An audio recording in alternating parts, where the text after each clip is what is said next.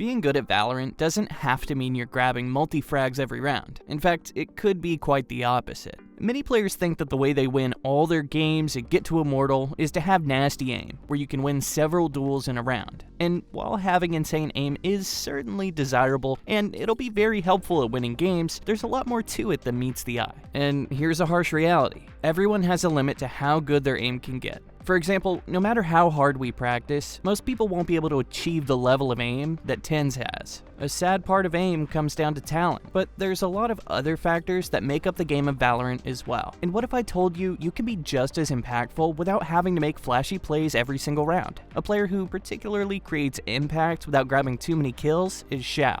At their core, Shao is a team player, along with having a solid foundation of mechanics to supplement. Those two components combined are what make him one of the best in the game. So let's break down the key aspects of Shao's gameplay, and that will allow you to better dominate matchmaking and achieve the rank of your dreams. Before we get into it, this video is just a glimpse of what we can offer you. If you want a full detailed guide on how to improve in Valorant, then you want to check out our website over at SkillCapped. More on that at the end of the video.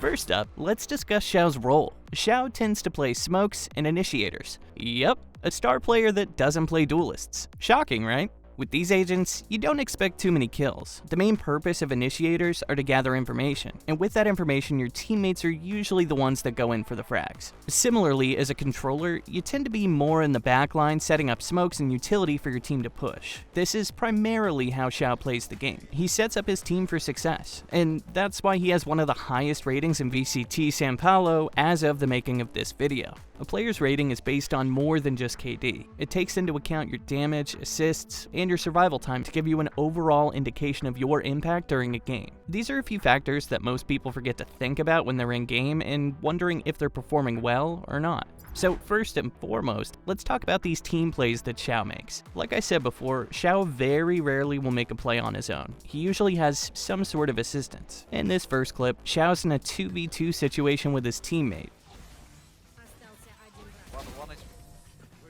The two enemy players have been identified to be at tunnels. A good play to make in this situation is to have one person be a distraction to give you space for the second player to peek. Shao's teammate initially peeks out and is able to grab a fast frag before backing out to safety. Now that the enemy's attention is on Jet, she peeks out to grab the second frag while they're distracted.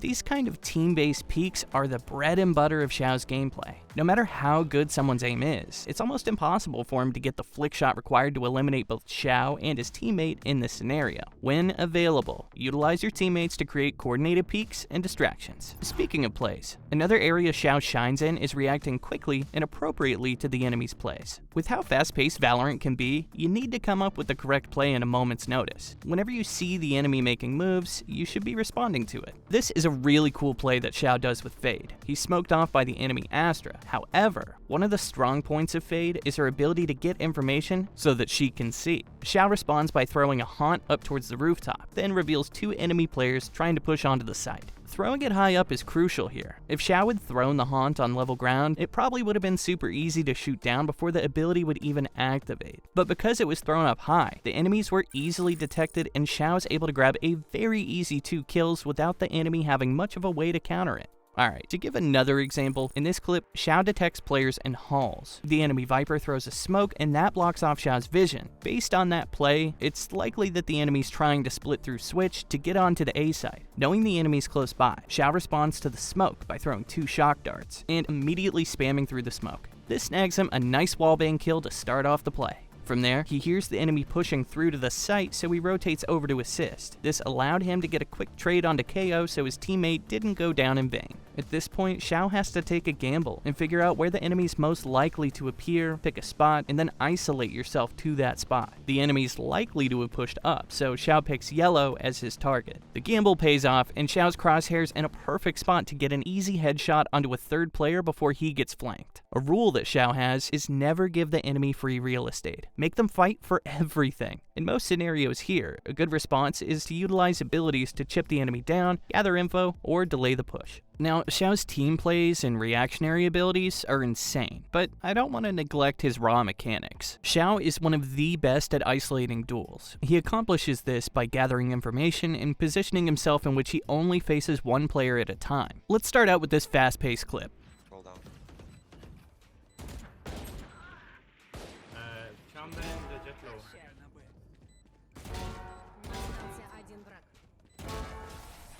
Shao's on attack and holding the spike from the back corner. There's two particular angles he could be pushed from here: half wall and tunnels. One can just pick one of these and hold it, but that would make you predictable for the second enemy. They'd know your location and where to put their crosshair to one-tap you on the repeak. Knowing this, Shao alternates between positions. He goes for a player back in spawn, and once his position is known, he starts running towards the middle of sight to change up his angle. Doing this puts him in a position to take on tunnels instead of half wall. The enemy doesn't expect Shao to be there, and is eliminated with little resistance. Now the enemy is last seen in middle of sight and will try to pre-aim their crosshair there. Shao mixes it up once again by going back to his original position to isolate the half wall angle. This off angle forces them to have to make a micro adjustment to their aim. A Sova dart was also used that revealed the enemy player, thus allowing Shao to properly place his crosshair for when they peek. Mix these two traits together and the kill was pretty much guaranteed. Here's another clip where duels are isolated beautifully. The push starts with Sova's Hunter's Fury onto an enemy, and this distraction gives the perfect opportunity to push in for an easy kill. From here you might notice Shao dancing back and forth around the pyramid, and the reason he's doing this is he's trying to pick one side to challenge at a time. If he backs up, the enemy could challenge him from both stairs or through yellow. He constantly alternates between the two positions with short peeks to find a one-on-one duel without exposing himself too much so that he ends up facing two players. He does the same in back pyramid between the sight and yellow, and with sound he identifies the remaining players that are pushing onto the opposite. Knowing this, you might want to take a quick duel if possible and back up immediately before the enemy could get a trade. In this scenario, Shao fires a burst of bullets before he actually starts to run back behind the pyramid mid-spray. He gets a little lucky with the kill onto Sova while running, but what we want to point out is how quickly he decides to back up from the fight to avoid a 1v2 scenario. Before you take a duel, always utilize whatever players and abilities that are available to gather information. That's going to tell you how many players are around the area and the likelihood that you might get a 1v1. From there, play positions where you have cover and can quickly alternate between peeking different angles. During these peeks, you want to make sure you aren't exposing yourself too far that you end up challenging multiple players at once. Now, one of the strongest qualities of Shao is his ability to make big plays through lurking.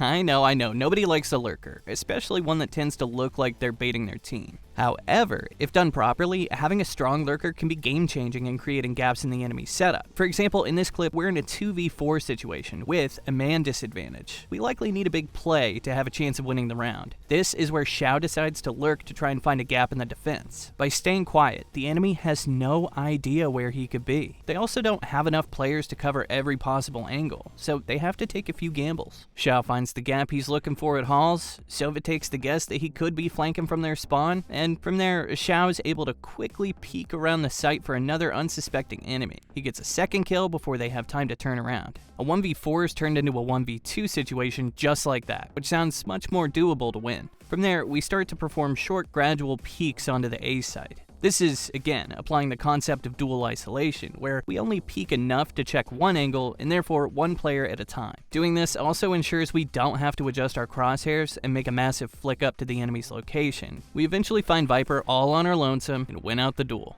Similarly, we quietly creep our way onto the site, clearing one angle at a time as we try to plant the spike. Shao eventually lands upon Chamber, and it's a fair duel that he wins out. Being a lurker means you also know where other lurkers tend to play and what they want to do. And here, Shao understands there's potential for a player to be behind the boxes entering onto A side. He spots the player and forces him into a duel before company arrives and wins. This puts a gap in the enemy's defense. KO on the other side now has to pay attention to both Link and Art. Now, full disclaimer, there's a piece of luck in getting successful lurks. The enemy could be looking at the right place at the right time, or vice versa. In this case, KO ends up looking away from Link just as Shao's approaching and gets the flank kill. A good trait to learn as a lurker is patience. Lurking takes a long time, therefore you need to be patient and wait for the right timing to pounce on your target. In order to counter a lurker, you need to think like a lurker. Being the lurk master himself, Shao never over-rotates. He always considers the possibility that someone might be in the shadows waiting to attack when he least expects it.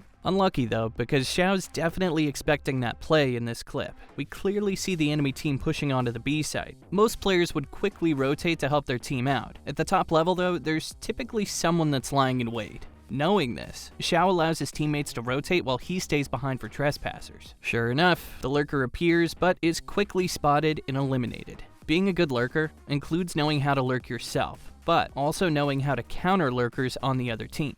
A big part of lurking is appearing in areas where the enemy least expects it. For the most part, this includes pushing a faraway area while the rest of your team is pushing elsewhere and successfully distracting the enemy. When against a lurker, you always want to be patient and avoid rotating too quickly. You'll likely run into them unsuspectingly and get eliminated if you move too fast and aren't prepared.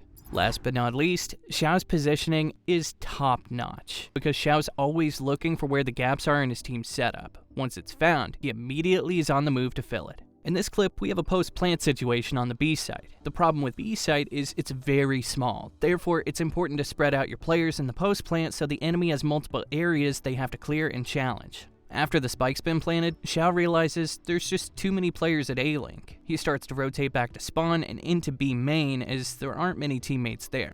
As the defenders try to retake, they have another angle they have to worry about, and with this timing, it's essentially a lurk play. As the defenders are occupied on Shao's teammates, Shao is able to come in for the flank while everyone's distracted to help clean house. Unfortunately, the timing was slightly off, but Shao made it just in time to get the trades. In this second clip, we have Shao utilizing his Cypher to help determine where he could best position himself to assist the team. Shock dart misses the trip. That's some counterplay. Great trap. Yeah, beautiful. Just out of range of the common shock dart that would normally remove all of that util. With the classics hoping for a bit of a blessing there with the classic right clicks jumping up to try and take these fights, but surrounded in...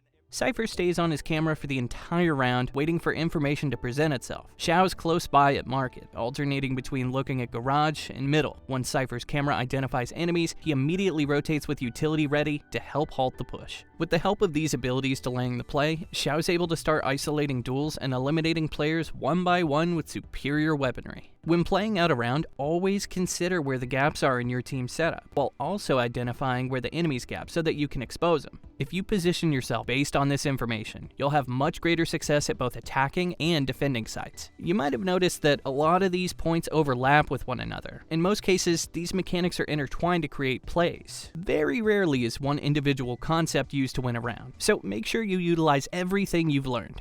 Remember though, if you're really looking to improve at Valorant, then you've got to check out SkillCapped.com. Over on the site, we have hundreds of hours of exclusive content designed to take your game to the next level. It's also all backed by our rank improvement guarantee, meaning if you don't improve while actively using our service, you'll get your money back, no questions asked. We do this because our service works, and if it doesn't work, you shouldn't pay. So, what are you waiting for? Get started on your climb at SkillCapped.com, link in the description below. And that's all we've got for today's video. As always, we here at SkillCapped want to thank you all for watching, and we'll catch you in the next one.